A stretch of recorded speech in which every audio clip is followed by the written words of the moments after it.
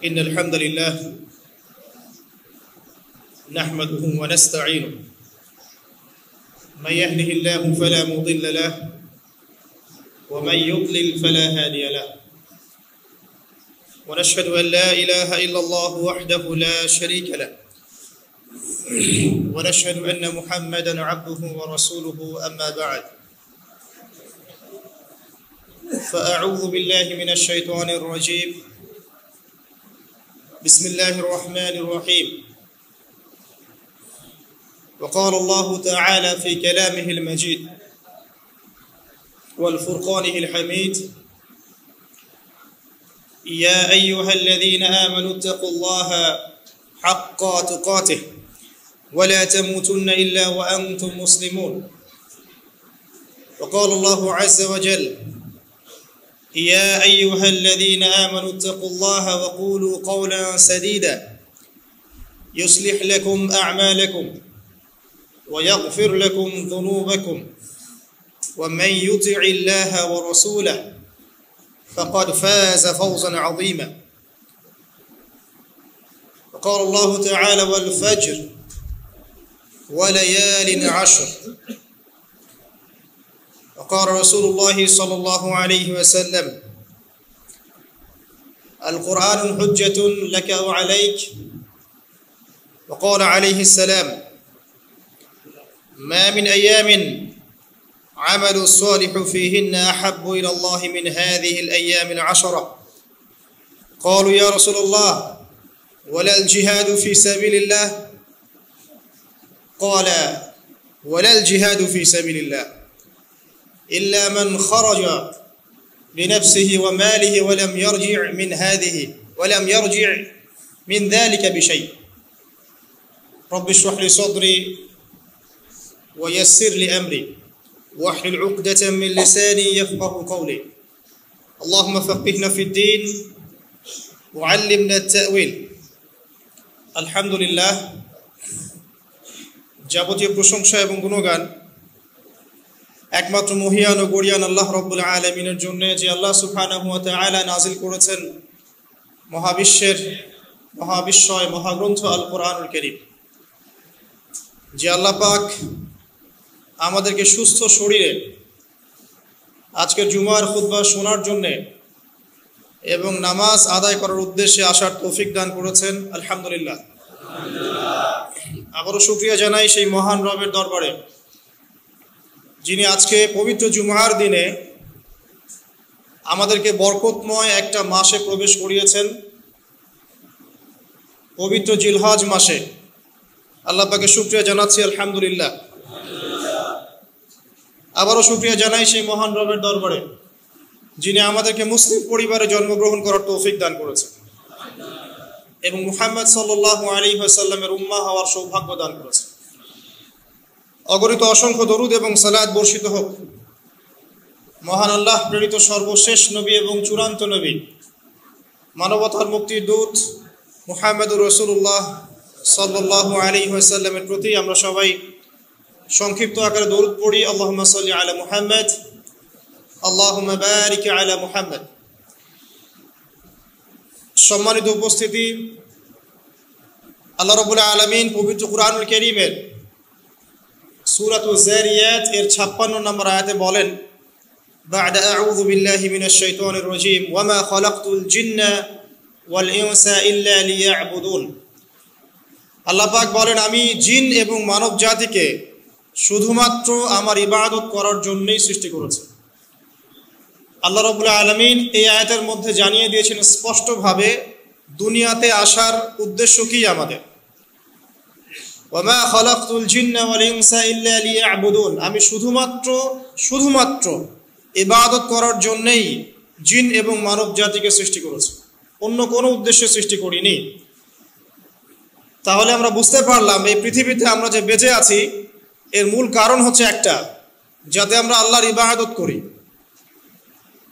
এখন অনেকে প্রশ্ন তুলতে পারেন যে তাহলে কি শুধুমাত্র নামাজ রোজা হজ এবং যাকাত এগুলোর জন্যই পৃথিবীতে বেঁচে আছি উত্তর হচ্ছে না এটা আল্লাহ পাকের পরম অনুগ্রহ যে যদি জীবনের প্রত্যেকটা কাজ, হোক সেটা নামাজ, হোক সেটা তিলাওয়াত বা জিকির বা সওম বা হজ বা উমরা, অথবা ব্যবসা অথবা বাণিজ্য অথবা পরিবার চালানো বা মুআমালাত বা অর্থনীতি বা রাজনীতি, যেটাই হোক না কেন, প্রতিটা কাজ যদি মুহাম্মদ সাল্লাল্লাহু আলাইহি ওয়াসাল্লামের অনুকরণে মানুষ করতে পারে, তাহলে জীবনের প্রত্যেকটা কাজই ইবাদত। বলুন সুবহানাল্লাহ। আপনি স্ত্রীর মুখে লোকমা তুলে দিলেও নেকি পাবেন, অর্থনৈতিক জীবনে সুদ না খেলেও নেকি পাবেন, পলিটিক্যাল লাইফে ন্যায় বিচার প্রতিষ্ঠা করলে নেকি পাবেন, এমনকি আপনি ঘুমালেও নেকি পাবেন যদি নবী সাল্লাল্লাহু আলাইহি ওয়াসাল্লামের সুন্নাহ মতো ঘুমান। আপনি ইস্তেনজা করলেও নেকি পাবেন যদি নবী সাল্লাল্লাহু আলাইহি ওয়াসাল্লামের মতো টয়লেট করেন। কাপড় পরলেও নেকি পাবেন যদি আপনি দোয়া পড়ে কাপড় পরেন। এক কথায় আমাদের দুনিয়াবি যত কাজ আছে প্রত্যেকটা কাজই ইবাদত হয়ে যাবে যদি একটা শর্ত পূরণ হয়, সেটা হলো নবী মুহাম্মদ সাল্লাল্লাহু আলাইহি ওয়াসাল্লামের অনুকরণে, তার সুন্নাহর অনুসরণে হতে হবে। আল্লাহ পাক আমাদেরকে তৌফিক দান করুন, আমিন। আরেকটা শর্ত আছে, সেটা হলো শুধুমাত্র আল্লাহর জন্য হতে হবে। এখানে অন্য কোনো অংশীদার চলবে না। মানুষকে দেখানোর জন্যে, সুনাম সুখ্যাতি অর্জন করার জন্যে, জনগণের সমর্থন পাওয়ার জন্যে, এক কথায় আল্লাহর সন্তুষ্টি ব্যতীত অন্য কোনো উদ্দেশ্যে আমল করা যাবে না। এখন এই কথাটা বলা খুব জরুরি, কারণ এটা শো অফের জামানা। মানুষ যতটুকু করে তার চেয়ে বেশি দেখাতে চায়। আর অনলাইন এসে সবচেয়ে বড় মুসিবত এটাই যে আমরা যা করি তার চেয়ে বেশি দেখাতে পছন্দ করি। আর এমন কিছু করি না এখন যেটা মানুষকে না দেখিয়ে আমরা ক্ষান্ত হই। নতুন জামা কিনলে দেখাতে হবে, বিয়ে করলে দেখাতে হবে, বউকে নিয়ে ঘুরতে গেলে দেখাতে হবে, কুরবানি সামনে আসছে, কে কত বড় গরু কিনবে এটাও দেখাতে হবে, বন্যার্থদেরকে ত্রাণ দেওয়া হয়েছে, কে কতটুকু দিয়েছে দেখাতে হবে। যতক্ষণ না দেখাচ্ছি ততক্ষণ যেন আমাদের আমল কবুল হচ্ছে না, ভাবটা এমন। অনলাইনের সবচেয়ে মারাত্মক জায়গা এটা মানুষকে লোক দেখানো বিষয় শিখিয়েছে। আর যত বেশি আমরা এগুলো শো অফ করতে গিয়েছি তত কাজের বারাকা কমে গিয়েছে এবং কাজের ফলাফল কমে গিয়েছে। তো আমরা যে আমলগুলো করব, প্রথম শর্ত হচ্ছে শুধুমাত্র আল্লাহ পাকের সন্তুষ্টি উদ্দেশ্য থাকবে। 2, নবী সাল্লাল্লাহু আলাইহি ওয়াসাল্লামের সুন্নাহর অনুসরণে হতে হবে। তাহলে জীবনের প্রতিটা কাজই হবে ইবাদত, যার জন্য আল্লাহ পাক আমাদেরকে সৃষ্টি করেছেন। ওয়া মা খালাকতুল জিন্না ওয়াল ইনসা ইল্লা লিয়াবুদুন। এখন সমস্যা হচ্ছে আমরা এবং আল্লাহ এর মাঝখানে আরো একজন সত্তা আছে। তার নাম কি বলেন দেখি? জি, আল্লাহ এবং আমাদের মাঝখানে একটা প্রতিবন্ধকতা আছে, আছে না? কি সেটা?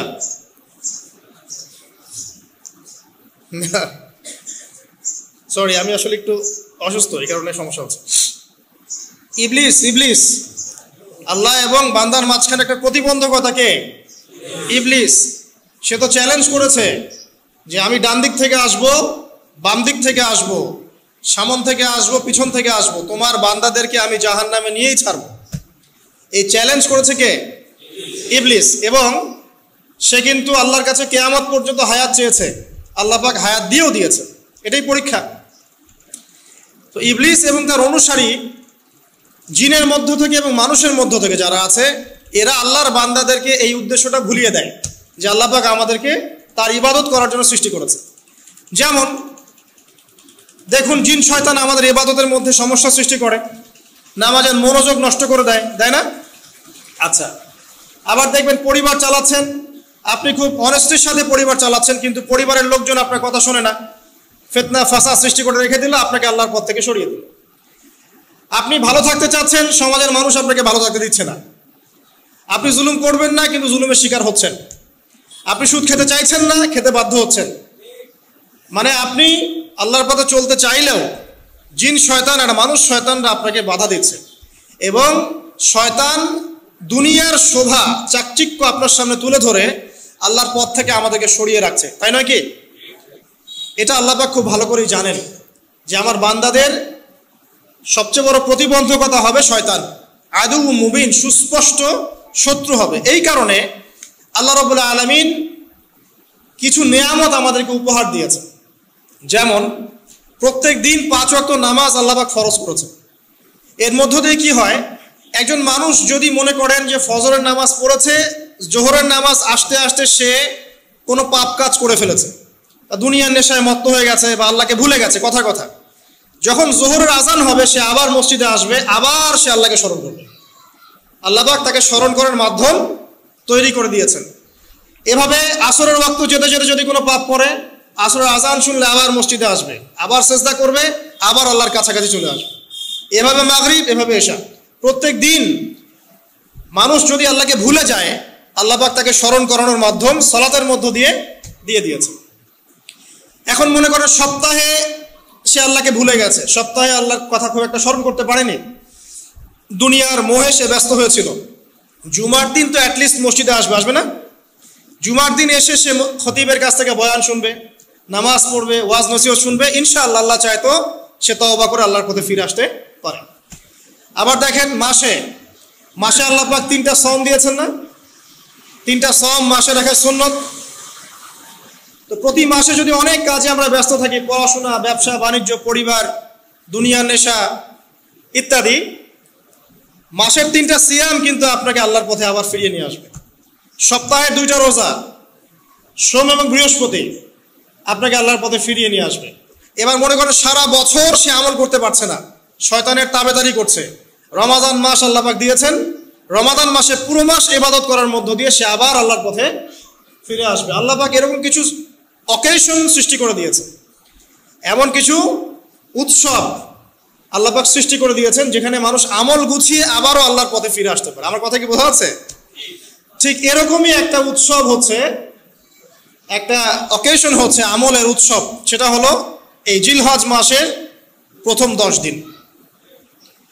এই জিলহজ মাসের প্রথম 10 দিন সম্পর্কে আল্লাহ পাক সূরা ফজরের মধ্যে শপথ করেছেন, ওয়াল ফাজরি, ফজরের কসম, ওয়া লায়ালিন আশর, এবং এই 10 রাতের কসম। এই 10 রাত বলতে এখানে জিলহজ মাসের এই 10 দিন এবং 10 রাতকে বোঝানো হয়। এর ফজিলত সম্পর্কে নবী সাল্লাল্লাহু আলাইহি ওয়াসাল্লাম একটা হাদিসে বলছেন, সহিহ বুখারী হাদিস, আনাস রাদিয়াল্লাহু আনহু, ইবনে আব্বাস রাদিয়াল্লাহু আনহুমা থেকে বর্ণিত, নবী করিম সাল্লাল্লাহু আলাইহি ওয়াসাল্লাম বলেছেন যে মা মিন আইয়ামিন আমালু সালিহু ফীহিন্না আহাব্বু ইলাল্লাহ মিন হাযিহিল আইয়ামিল 10। আল্লাহ পাকের কাছে এই 10 দিন অর্থাৎ জিলহজ মাসের প্রথম 10 দিনের নেক আমল যত বেশি প্রিয়, আল্লাহর কাছে জিলহজ মাসের প্রথম 10 দিনের নেক আমল যত বেশি প্রিয়, অন্য কোনো আমল এত বেশি প্রিয় না। অন্য কোন আমল, এটা বুঝতে গিয়ে সাহাবায়ে কেরাম প্রশ্ন করছেন, ক্বালু, তারা বলছেন, ইয়া রাসূলুল্লাহ, হে আল্লাহর রাসূল, বলুন সাল্লাল্লাহু আলাইহি ওয়াসাল্লাম, ওয়ালাল জিহাদু ফি সাবিলিল্লাহ, আল্লাহর পথের জিহাদও কি নয়? আমরা তো জানি ইসলামের সর্বোচ্চ চূড়া হচ্ছে আল্লাহর পথের জিহাদ। তো নবী সাল্লাল্লাহু আলাইহি ওয়াসাল্লাম বলছেন, ওয়ালাল জিহাদু ফি সাবিলিল্লাহ, আল্লাহর পথের জিহাদও নয়, আল্লাহর পথের জিহাদও নয়, ইল্লা, তবে ওই ব্যক্তির কথা ভিন্ন, রাজুলুন খরাজা বিনাফসিহি ওয়া মালিহি ফালাম ইয়ারজি' মিন যালিকা বিশাই, কোন একজন ব্যক্তি যে তার জান এবং তার মাল নিয়ে আল্লাহর পথে বেরিয়ে গেছে, তারপরে কোনো কিছু নিয়ে সে ফিরে আসতে পারে নাই, মানে সে শহীদ হয়ে গেছে, এই ব্যক্তির কথা ভিন্ন। কিন্তু অন্য যে কোনো দিনের আমলের চাইতে এই 10 দিনের নেক আমল আল্লাহর কাছে সবচেয়ে বেশি প্রিয়। তাহলে আমরা বুঝতে পারলাম, আমরা যে 10 দিনে এখন বসবাস করছি, জিলহজ মাসের আজকে কয় তারিখ? 1 তারিখ। এই যে আল্লাহ পাক নিয়ামতের সাথে আমাদেরকে বাঁচিয়ে রেখেছেন, এই 10 দিন আমল করার সুযোগ দিয়েছেন, এই কৃতজ্ঞতা স্বীকার করে আমরা কিন্তু শেষ করতে পারবো না। পারবো না। প্রশ্ন হচ্ছে যে এই 10টা দিন আমরা কিভাবে কাজে লাগাতে পারি। আমি সেদিকেই যাবো ইনশাআল্লাহ। তার আগে এই দিনগুলো সম্পর্কে আর কয়েকটা ফজিলতের হাদিস শুনিয়ে দিচ্ছি। তিরমিজি, ইবনে মাজাহ, মিশকাতের 128 পৃষ্ঠা একটা হাদিস এসেছে, আবু হুরায়রা রাদিয়াল্লাহু আনহু থেকে বর্ণিত, নবী করিম সাল্লাল্লাহু আলাইহি ওয়াসাল্লাম বলেছেন যে দিন সমূহের মধ্যে এমন কোনো দিন নাই, আল্লাহর দিনগুলোর মধ্যে এমন কোনো দিন নাই যেদিন ইবাদত করা আল্লাহর কাছে জিলহজের 10 দিনের ইবাদতের চেয়ে বেশি প্রিয়। কথা বুঝতে পারছেন? এরপরে নবী সাল্লাল্লাহু আলাইহি ওয়াসাল্লাম বলছেন, ইয়াদুলু সিয়ামু কুল্লি সিয়ামিন মিনহা বিসিয়ামি সানাতিন, এই 10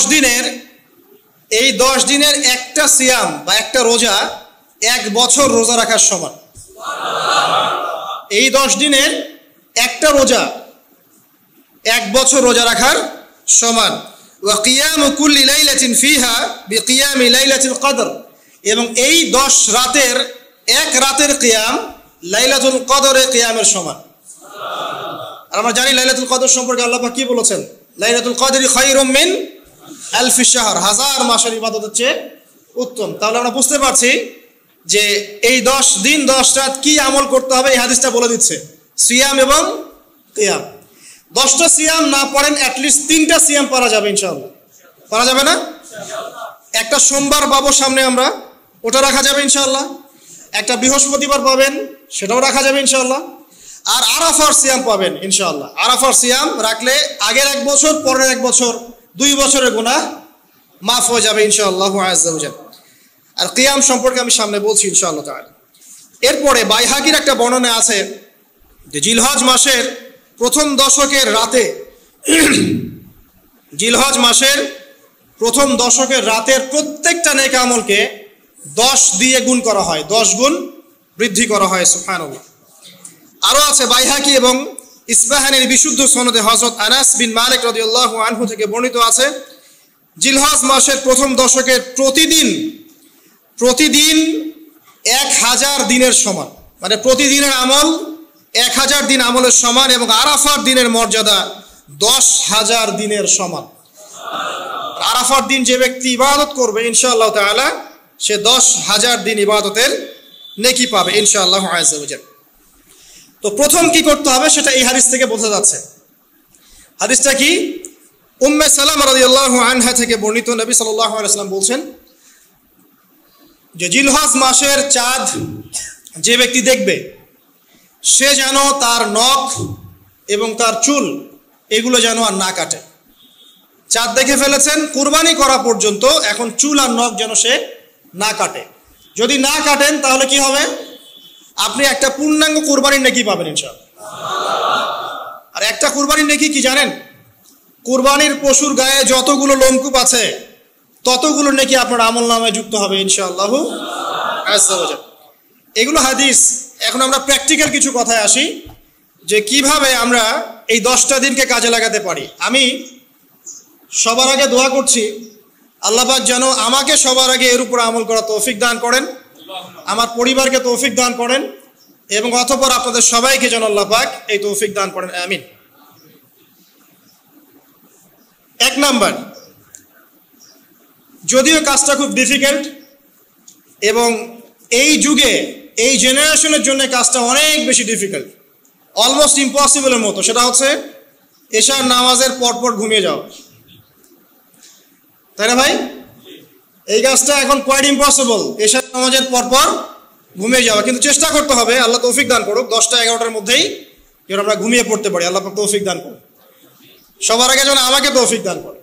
কোনো কোনো রাত এমনও কেটে যায় ফজরের নামাজ পড়তে হবে জন্য সারা রাত জেগে থাকতে হচ্ছে। আর আমাদের সময় বারাকা কমে গেছে, জানেন? আমাদের সময়ের মধ্যে বারাকা কমে গেছে, এটাও কিয়ামতের সাইন। নবী সাল্লাল্লাহু আলাইহি ওয়াসাল্লাম বলেছিলেন কিয়ামতের আগে আগে একটা বছর একটা মাসের মতো চলে যাবে, একটা মাস একটা সপ্তাহের মতো যাবে, একটা সপ্তাহ একটা দিনের মতো চলে যাবে, একটা দিন একটা ঘন্টার মতো চলে যাবে। তাই হচ্ছে না এখন? এই 7 দিন আগে আমরা জুমা পড়লাম, দেখেন 7 দিন, এই যে গত কয়দিন আগেই আপনি কুরবানির পশু জবাই করলেন, আবার কুরবানির ঈদ আপনার সামনে। সময় খুব দ্রুত চলে যাচ্ছে, আমরা বুঝতে পারছি না। এর কারণ হচ্ছে, একটা কারণ আমি ফাইন্ড আউট করেছি, সেটা হচ্ছে আমরা এখন ফজরের সালাতটাকে জামায়াতে গুরুত্ব দিচ্ছি না, এবং ফজরের নামাজের পর থেকে আমরা জেগে থাকছি না। অনেকেই, বেশিরভাগই যারা থাকছে আলহামদুলিল্লাহ। এই কারণে ওই যে বরকতময় সময়টা সকালে, এটা আমরা পাচ্ছি না। এই কারণে দিনটা আমাদের ছোট হয়ে আসছে, দিনে কাজগুলো আমরা শেষ করতে পারছি না, রাত জাগতে হচ্ছে, আর রাত জাগলে তো ফজরে ওঠা সম্ভব হচ্ছে না। সো এই সমস্যাটা হচ্ছে ফজর কেন্দ্রিক, ফজরটাকে গুরুত্ব দিতে হবে সবচেয়ে বেশি। আল্লাহ পাক আমাকে তৌফিক দেখ, আপনাদের সবাইকে তৌফিক দান করুন। এই 10টা দিন আমরা প্র্যাকটিস করবো ইনশাআল্লাহ। রমাদান মাসে আমরা যেমন প্র্যাকটিস করেছিলাম 1 মাস আল্লাহর আনুগত্যের, এই 10টা দিন উৎসবের উৎসাহ নিয়ে আমরা আবার প্র্যাকটিস করবো ইনশাআল্লাহ আযজা ওয়া জাল। আর এই বিষয়গুলো বেশি বেশি প্রচার করবেন অনলাইনে, কারণ আমাদের জাতিটা, আমি জানি না সৌভাগ্য না দুর্ভাগ্য, আমরা খুব ইস্যু পাগল জাতি। ইস্যু একটা ধরিয়ে দিবেন, এটা নিয়ে আসতে থাকবে, যে কোনো ইস্যু। নবী সাল্লাল্লাহু আলাইহি ওয়াসাল্লামকে অবমাননা করা হয়েছিল, এখন কয়জনের মনে আছে? মনে আছে কয়জনের? তারপরে ইস্যু চলে আসলো বন্যা, এখন কয়জনের মনে আছে যে বন্যা হয়েছিল? এখন আছে সেতু, এটা নিয়ে সবাই কথাবার্তা বলছে। এরপরে দেখবেন আরেকটা নতুন ইস্যু, সেতুর কথা মানুষ ভুলে যাবে।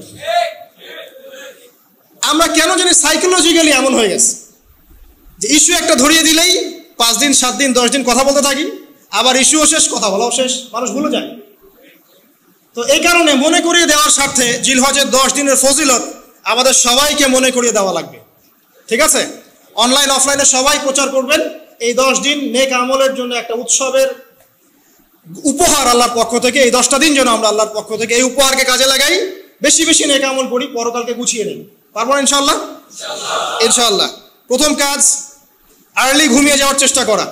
2 নাম্বার, ফজরের নামাজের মিনিমাম আধা ঘন্টা আগে ঘুম থেকে ওঠার চেষ্টা করা। ফজরের নামাজ কয়টা আপনাদের এখানে? 4:30টায়। 4টা বা 4:45টায় ওঠার চেষ্টা করতে হবে। আল্লাহ পাক তৌফিক দান করুন। ওযু ইস্তেনজা করার পরে মিনিমাম 2 থেকে 4 রাকাত নফল নামাজ পড়বে। মিনিমাম 2 থেকে 4 রাকাত নফল নামাজ পড়বে। আমরা জানি যে আমরা নবী সাল্লাল্লাহু আলাইহি ওয়াসাল্লামের মতো তাহাজ্জুদ করতে পারবো না। পারবেন? তার 2 রাকাত নামাজে তিনি প্রায় 4 পারা কোরআন তেলাওয়াত করেছেন। 2 রাকাত নামাজে 4 থেকে 4.5 পারা কোরআন তেলাওয়াত করেছেন। আমরা কি পারবো? আমরা পারবো না। মিনিমাম 2 রাকাত নামাজ বা 4 রাকাত নামাজ তো পড়তে পারি। এবং ওই সময়টা হচ্ছে দোয়া কবুলের সময়। আল্লাহ পাক প্রথম আসমানে নেমে আসেন। আল্লাহ পাক কিভাবে নেমে আসেন এটা আল্লাহ পাকের ব্যাপার, এটা নিয়ে আমাদের মাথা ব্যথা ঘামানোর দরকার নাই। আল্লাহ নেমে এসে আহ্বান করতে থাকেন, কারো কি কোনো চাওয়া আছে আমার কাছে? আমি সেই চাওয়া পূরণ করে দিব। কেউ কি অসুস্থ আছো? আমাকে ডাকলে আমি শেফা দিয়ে দিব। কেউ কি আমার কাছে ক্ষমা চাইবে? আমি ক্ষমা করে দিব। কেউ কি আমাকে ডাকবে? আমি তার ডাকে সাড়া দেব। এভাবে ফজর পর্যন্ত আল্লাহ পাক আহ্বান করতে থাকেন, কিন্তু আমরা আসলে ঘুমিয়ে থাকি। আল্লাহ পাক আমাদেরকে মাফ করে দিন এবং এই নেক সময়গুলোকে কাজে লাগানোর তৌফিক আল্লাহ পাক দান করুন, আমিন। এরপর আমরা চলে আসবো ইনশাআল্লাহ ফজর জামাতে। এবং নামাজের বাহ্যিক মাসআলাগুলোকে নিয়ে বেশি বাড়াবাড়ি করবেন না, অভ্যন্তরীণ বিষয় নিয়ে ফোকাস করেন। বাহ্যিক মাসআলা নিয়ে আমরা যথেষ্ট বাড়াবাড়ি করেছি। অভ্যন্তরীণ যে বিষয়টা আছে, নামাজের আধ্যাত্মিকত্ব, নামাজের রুহানিয়াত, নামাজের মাআরিফাত, আল্লাহকে পাওয়া, নামাজের আত্মশুদ্ধি, ইহসান, এটা নিয়ে বেশি ফোকাস করে। আমরা তর্ক করি হাত বাঁধা নিয়ে, তাই না? হাত বাঁধা নিয়ে, রফুল ইয়াদাইন নিয়ে, আমিন নিয়ে, এগুলো নিয়ে আমরা তর্ক করি। কয়জন তর্ক করেছি যে নামাজে কতটুকু মনোযোগ থাকলো তাই নিয়ে? কোনটা বেশি ইম্পর্টেন্ট? নামাজ যদি মনোযোগই না থাকে, আমার হাত বাঁধা দিয়ে আল্লাহ পাক যা আসে না। একটা বাহ্যিক আমল করেছে, আল্লাহ পাক নেকি দিবেন, ঠিক আছে ইনশাআল্লাহ। নামাজের ইহসানটা সবচেয়ে বেশি গুরুত্বপূর্ণ নয় কি? ফাওয়াইলুল লিল মুসাল্লিন আল্লাযীনা হুম আন সালাতিহিম সাহুন, যারা নামাজ সম্পর্কে উদাসীন। তো নামাজে দাঁড়িয়ে যদি আমি সারা দুনিয়ার বিষয় চিন্তা করতে শুরু করি, তাহলে আমার হাত কোথায় বাঁধলাম এটা কি আল্লাহ পাক দেখবেন? আল্লাহ পাক আমাদেরকে বোঝার তৌফিক দান করুন যে মূল বিষয় কোনটা সেটা নিয়ে ফোকাস করি। আমরা মুসলিমরা জাতি হিসাবে এখন মূল বিষয়গুলোকে বাদ দিয়ে গৌণ বিষয় নিয়ে বেশি ফোকাস করি। এটা আমাদের অধঃপতনের অন্যতম একটা কারণ। আল্লাহ পাক আমাদেরকে বোঝার তৌফিক দান করুন, আমিন। জামাতে নামাজ পড়ার পরে আপনারা চলে যাবেন না হুট করে, এখানে বসে থাকবেন। বসে বসে তাসবিহ তাহলিল করবেন, জিকির আজকার করবেন। খুব কমন তাসবিহ আছে কিছু। আয়াতুল কুরসি পড়বেন একবার, সূরা ফালাক, ইখলাস, নাস 3 বার করে পড়বেন। তারপরে আল্লাহুম্মা আনতাস সালাম ওয়া মিনকাস সালাম তাবারাকতা ইয়া যাল জালালি ওয়াল ইকরাম পড়বেন। আল্লাহুম্মা আইন্নি আলা যিকরিক ওয়া শুকরিকা ওয়া হুসনি ইবাদাতিক পড়বেন। আল্লাহুম্মা ইন্না নাসআলুকা ইলমান নাফিআন ওয়া আমালান মুতাকাব্বালান ওয়া রিজকান তাইয়্যিবা, এটা পড়বেন। দরুদ শরীফ পড়বেন 10 বার। তারপরে পড়বেন রাদিতু বিল্লাহি রাব্বান ওয়া বিল ইসলামি দীনান ওয়া বি মুহাম্মাদিন নাবিয়্যা 3 বার। হাসবি আল্লাহ লা ইলাহা ইল্লা হু আলাইহি তাওয়াক্কালতু ওয়া হুয়া রাব্বুল আরশিল আযীম 7 বার। সুবহানাল্লাহি ওয়া বিহামদিহি আদাদা খালকিহি ওয়া রিদা নাফসিহি ওয়া জিনাতা আরশিহি ওয়া মিদাদা কালিমাতিহি 3 বার। তারপরে আর অনেক আছে, বলতে গেলে আসলে সময় শেষ হয়ে যাবে। আমি একটা বইয়ের নাম বলে দেই, এই বইয়ের মধ্যে সব পাবেন, ঠিক আছে? বইটার নাম হচ্ছে হিসনুল মুসলিম। কি নাম? হিসনুল মুসলিম। অ্যাপসও আছে, পকেটে অ্যাপস রাখতে পারেন, পকেট সাইজ বই পাওয়া যায়, পকেটে রাখতে পারেন। নামাজের পরে খুলে খুলে পড়বেন। এগুলো করতে গিয়ে আপনাকে কেউ বাধা দিবে? এগুলো করলে কি আপনি সন্ত্রাসী হয়ে যাবেন, মৌলবাদী হয়ে যাবেন, জঙ্গি হয়ে যাবেন? এই আমলগুলো করবেন, ছাড়বেন না, ঠিক আছে? আমল ছাড়বেন না। আমল সেই জিন্দাহি বানতা, একটা কথা আছে, আমল দিয়েই জীবন গঠিত হয়, জীবন গড়ে। আল্লাহ পাক তৌফিক এনায়েত করুন। আরেকটা কথা বলি, ফজর নামাজের পরে চেষ্টা করেন আধা ঘন্টা থেকে 1 ঘন্টা কোরআন তেলাওয়াত করার জন্য। পারা যাবে ভাই ইনশাআল্লাহ? আবার বলছি, প্রত্যেক হরফে 10 নেকি পাবেন ইনশাআল্লাহ। কোরআন তেলাওয়াত করলে অর্থ না বুঝেও যদি তেলাওয়াত করেন প্রত্যেক হরফে 10 নেকি পাবেন ইনশাআল্লাহ। কিন্তু অর্থ না বুঝলে কোরআনের হক আদায় হয় না। আবারও বলছি, আমি যা বলেছি সেটা বলতে আমি দ্বিধা করছি না। আমি বলছি কোরআন তেলাওয়াত করলে প্রত্যেক হরফে আপনি 10 নেকি করে পাবেন। বোঝেন আর নাই বোঝেন, তাফসির বোঝেন আর নাই বোঝেন, অর্থ বোঝেন আর নাই বোঝেন, প্রত্যেক হরফে কি পাবেন? 10 নেকি পাবেন। কিন্তু অর্থ না বুঝলে, অনুধাবন না করলে কোরআন নাজিলের মূল হক আদায় হবে না।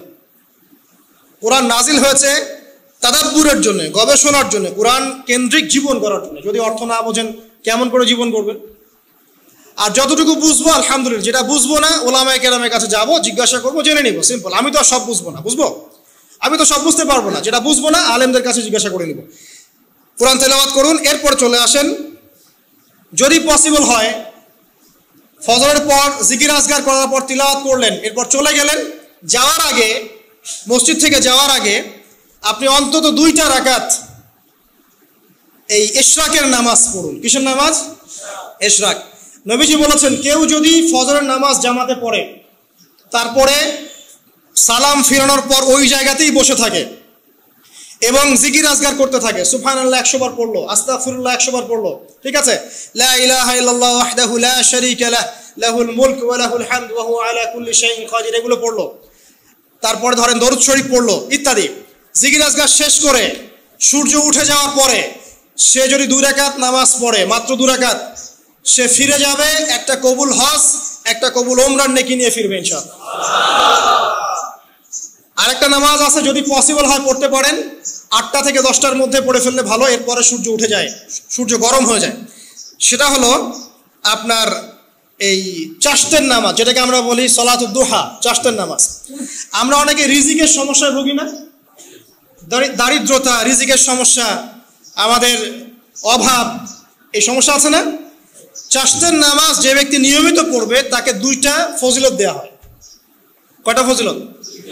চাশতের নামাজ যে ব্যক্তি নিয়মিত পড়ে তার 2টা স্পেশাল ফজিলত। 1, তাকে দ্বীনের জ্ঞান দেওয়া হবে, ইলম মুখস্থ ক্ষমতা দেওয়া হবে, আপনি হিফজ ক্ষমতা বেড়ে যাবে, কোরআন সুন্নাহ মুখস্থ রাখতে পারবেন ভালো ইনশাআল্লাহ, আল্লাহর পক্ষ থেকে বুঝ দেওয়া হবে।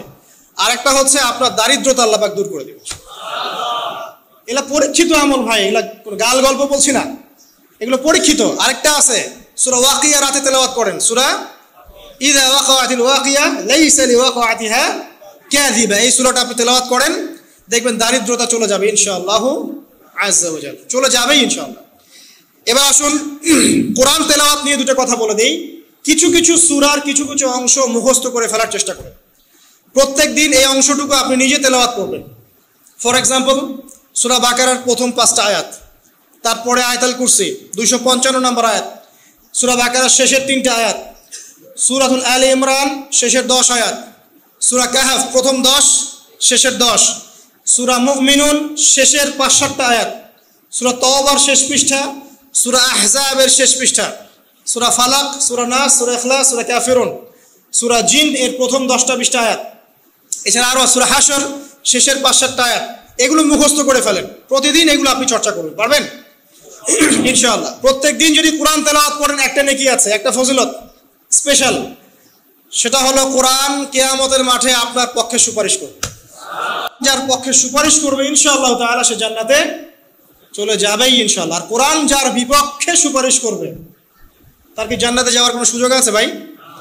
আল্লাহ বোঝার তৌফিক দেখ, আমিন। চারটের পরে বাকি যে নামাজগুলো আছে, যোহর, আসর, মাগরিব, এশা, এগুলো আমরা জামাতে আদায় করার চেষ্টা করবো ইনশাআল্লাহ আজ্জা। আল্লাহ পাক আমাদের সবাইকে তৌফিক দান করুন। আজকে জুমার নামাজে আমরা যেমন সবাই এসেছি, একইভাবে যেন আসর, মাগরিব, এশাতেও সবাই আসতে পারি, এই নিয়াত আমরা পাকাপোক্ত করি। যদি জামাত না পান, ঘুমিয়ে থাকেন বা ভুলে যান, যখনই ঘুম থেকে উঠবেন তখনই নামাজ, যখনই ঘুম থেকে উঠবেন তখনই নামাজ। যদি ভুলে যান, মনে হবে তখনই নামাজ। ঘুমিয়েছিলেন, ফজর হয়ে গেছে, 8টা বেজে গেছে, উঠবেন, আগে ফজরের নামাজ কাজা করবেন, তারপরে অন্য কিছু ছাড়ার কোনো অবকাশ নাই। মান তারাকা সালাতান মুতাআম্মিদান ফাকাদ কাফার, একটা হাদিসে নবীজি বলেছেন, যে ব্যক্তি নামাজ ইচ্ছাকৃতভাবে ইচ্ছা করে ছেড়ে দিল, ইচ্ছা হইলো পড়লাম, ইচ্ছা হইলো পড়লাম না, ফাকাত কাফারা, সে ব্যক্তি কুফরি করল। বাইনাল আবদি ওয়া বাইনাশ শিরকি ওয়াল কুফরি তারকুস সালাহ, একজন আল্লাহর বান্দা আর একজন মুমিন মুসলিম এর মধ্যে পার্থক্যই হচ্ছে নামাজ। এমন হাদিস আছে যে প্রচন্ড রকম জালেম ফেরাউনের মতো শাসক সম্পর্কে সাহাবীরা জিজ্ঞাসা করেছিলেন, যদি এরকম জুলুম হয় ইয়া রাসূলুল্লাহ, আমরা কি করব? আমরা কি প্রতিহত করব না? নবীজি বলেছেন, ইল্লা মা সাল্লাউ, না, যতক্ষণ তারা সালাত আদায় করে ততক্ষণ তাদের বিরুদ্ধে যেও না। তার মানে নামাজ নাই, ইসলামের খাতায় নাম নাই। অতএব নামাজ কাজা হয়ে গেলেও কাজা করবেন, ভুলে গেলেও নামাজ আদায় করবেন। যদি জামাত না পান বাসায় পড়বেন, যদি পসিবল হয় মসজিদে জামাত শেষ হয়ে গেছে বাসায় জামাত করে পড়বেন।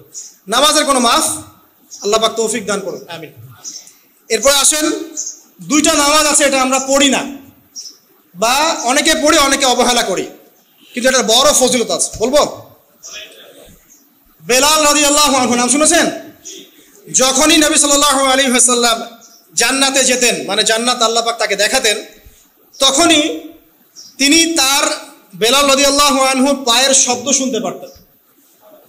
বেলাল রাদিয়াল্লাহু আনহুর পায়ের শব্দ তিনি শুনতে পারতেন। আর একজন যোগ্য নেতা যিনি, তিনি তার অনুসারীর পায়ের শব্দও চিনেন। কথা বুঝতে পারছেন? আচ্ছা, গলার ভয়েসও চিনেন। তো বেলাল রাদিয়াল্লাহু আনহুকে তিনি জিজ্ঞাসা করলেন, ইয়া হে বেলাল, তুমি কি এমন আমল করো যার ফলশ্রুতিতে তুমি জান্নাতে আমার সামনে সামনে হাঁটছো? সুবহানাল্লাহ। কোন বেলাল? যিনি একজন কৃতদাস ছিলেন, নিগ্রো, কালো, দেখতে হয়তো আপনার আমার মতো সুন্দর না, তাই না? আফ্রিকান মানুষ, যাকে ওই যে রোদের মধ্যে শুয়ে পিটানো হয়েছিল, হয়নি? সেই বেলাল রাদিয়াল্লাহু আনহু, সুবহানাল্লাহ। তখন তিনি বলছেন, ইয়া রাসূলুল্লাহ, আমি তো এমন কোন আমল করি না, আপনারা যা করেন তাই করি, তবে যখনই আমার অজু ছুটে যায়, অজু ভেঙে যায়, আমি তখনই অজু করি, আর সেই অজু দিয়ে আমি 2 রাকাত নামাজ পড়ি।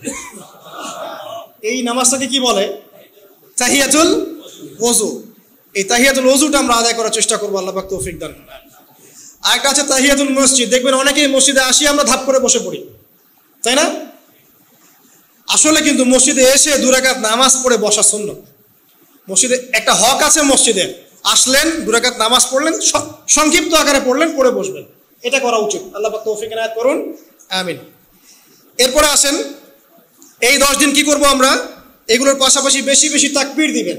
তাকবীর মানে আল্লাহু আকবার, আল্লাহু আকবার, লা ইলাহা ইল্লাল্লাহ, আল্লাহু আকবার, আল্লাহু আকবার, ওয়ালিল্লাহিল হামদ।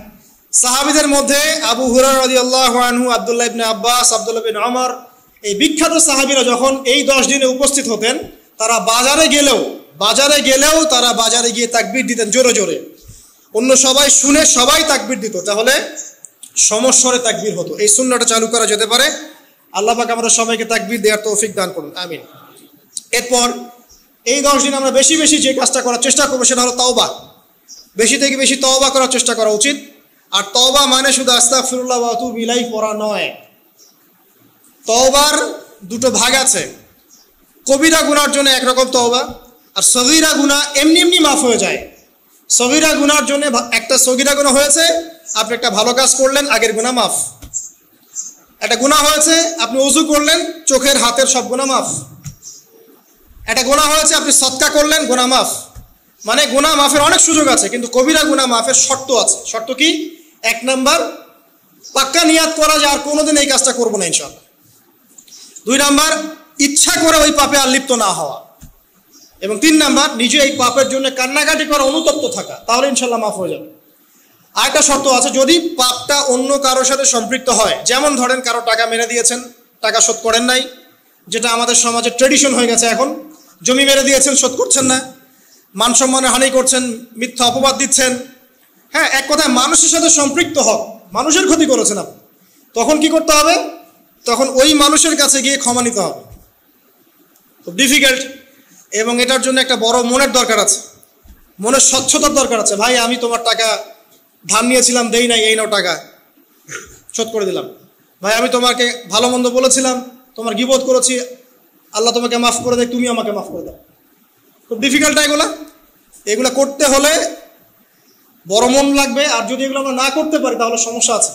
কিয়ামতের মাঠে আল্লাহ পাক ধরবেন, এবং যারা হকগ্রস্ত এদেরকে দাঁড় করাবেন, কিয়ামতের মাঠে নিজের নেকি তাকে দিয়ে ঋণ শোধ করতে হবে, অথবা তার গুনাহ নিজের আমল নামে নিয়ে ঋণ শোধ করতে হবে। কোনটা বেটার বলেন? দুনিয়াতে ছোট হওয়া না পরকালে ছোট হওয়া?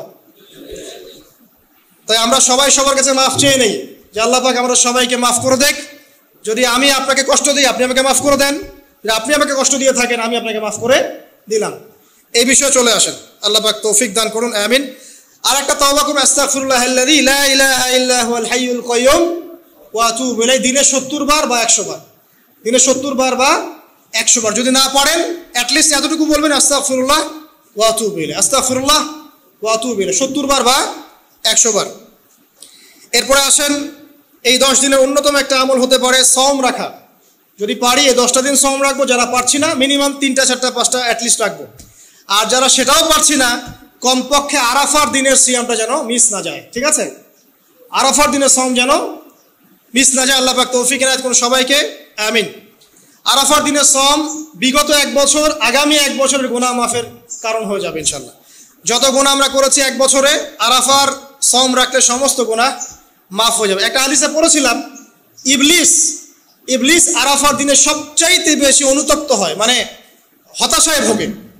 একটু আগে বললাম না, ইবলিস আমাদের প্রতিবন্ধকতা, সে সবচেয়ে বেশি হতাশায় ভোগে আরাফার দিনে। আরাফার দিনে আল্লাহ পাক কাছাকাছি চলে আসেন, রহমত নাজিল হতে থাকে, সেটা দেখতে পারে।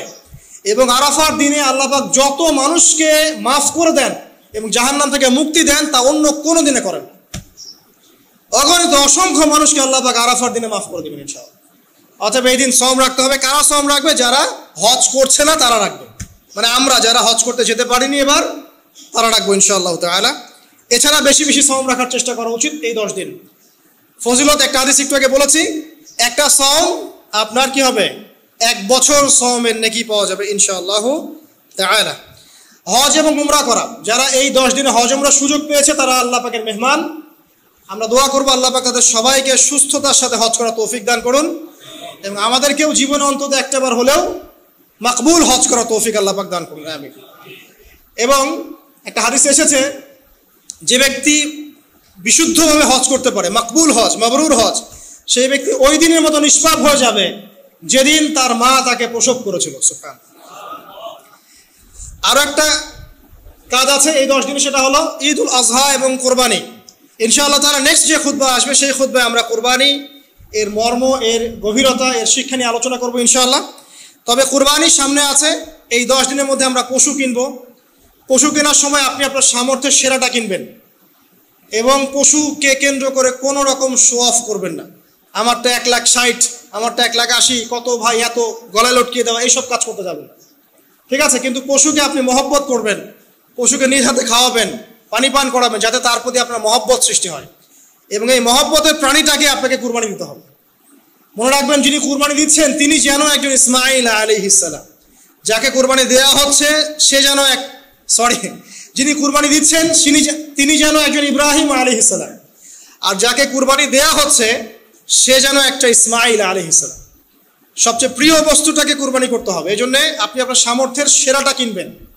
এখানে অনেক মাসআলা আছে, আমি মাসআলাগুলো দিতে যাচ্ছি না। অনেক বড় বড় আলেম ওলামা আছেন, তাদের শরণাপন্ন হয়ে আপনারা এগুলোর মাসআলা নিয়ে নেবেন, ঠিক আছে? তবে আমি একটা বিষয় বলবো, খালি কুরবানিকে কেন্দ্র করে কোনো রকম রিয়া, অহংকার, লোক দেখানো কাজ করতে যাবে, এবং পরিবেশ দূষণ হয় এমন কোনো কাজ করতে যাবে। জাস্ট ইসলামের সৌন্দর্য ফুটিয়ে তুলবেন, এর যে হক, মিসকিনের হক, আত্মীয়দের হক, এটা ঠিকঠাক মতো আদায় করবেন। এখানকার গোশত, রক্ত, মাংস কোনো কিছু আল্লাহর কাছে যাবে না, শুধুমাত্র আমার বিশুদ্ধ ইখলাসটাই আল্লাহর কাছে যাবে। অতএব এটা মনে রেখে কুরবানি করা উচিত। আল্লাহ পাক তৌফিক ইনায়াত করুন, আমিন। ইনশাআল্লাহ কুরবানির গভীর শিক্ষা সম্পর্কে আগামী জুমায় কথা হবে। আর সর্বশেষ কথা হলো যে এই কাজগুলো, কোরবানি বলেন, এই যে নামাজ, তাসবিহ, তাহলিল, কোরআন তেলাওয়াত, তওবা, তাকবীর, সওম, এই যে কাজগুলো, এই কাজগুলো পারিবারিকভাবে এবং সামাজিকভাবে করার চেষ্টা করে, তাহলে ইসলামিক সংস্কৃতি, হৃদ্যতা, ভালোবাসা ফুটে উঠবে।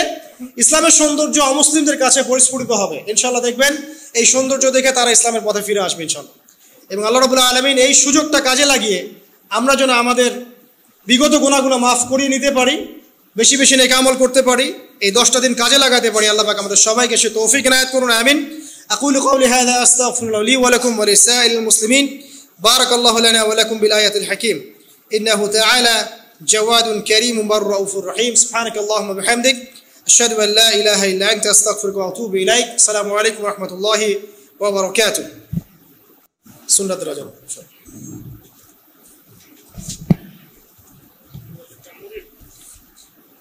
موجود كذا شو আমাদের মা বোনেরা বেশিরভাগই বসে বসে নামাজ আদায় করেন, তাদের কি নামাজ হবে? মা বোনরা কতটা বসে বসে নামাজ আদায় করেন আমি জানি না, তবে অনেক পুরুষদেরকে দেখি যে আমরা চেয়ারে বসে তারা নামাজ আদায় করেন। একান্ত আপনার সেরকম শরিয়াত আপনার অ্যালাউ করতে পারে সে পরিমাণ মাজুর হওয়া ছাড়াও, তো মা বোন হোক আর পুরুষ হোক, যে কেউ হোক, সুস্থ সবল থাকা অবস্থায়ও তিনি যদি বসে বসে ফরজ নামাজ আদায় করেন তার নামাজ হবে না। আর যদি নফল নামাজ পড়েন বসে বসে তাহলে নামাজ হয়ে যাবে, সওয়াব কম হবে। আর যদি অসুস্থতার কারণে বসে পড়েন তাহলে সেক্ষেত্রে সওয়াবও কম হবে না, নামাজও হয়ে যাবে ইনশাআল্লাহ। তার মুসিবতের একটা দোয়া আছে, দোয়াটি হলো আল্লাহুম্মা জুরনি ফি মুসিবাতি ওয়াখলুফনি খায়রাম মিনহা। আপনার ওয়াজে শুনেছি জুরনি, কিন্তু মাঝে মাঝে কিছু ভিডিওতে দেখি আজিরনি লেখা থাকে। এখন আমার প্রশ্ন হলো এখানে জুরনি হবে নাকি আজরনি হবে? দেখুন, আল্লাহুম্মা জুরনি জীবনের উপর পেশ, এভাবেই মূলত এই দোয়াটি রয়েছে। তবে আজরিনি পড়লেও সেটার অর্থ ফিট হয় এবং সেটা বিশুদ্ধ। আল্লাহুম্মা জুরনি এটাই আপনার অধিকতর অর্থবহ।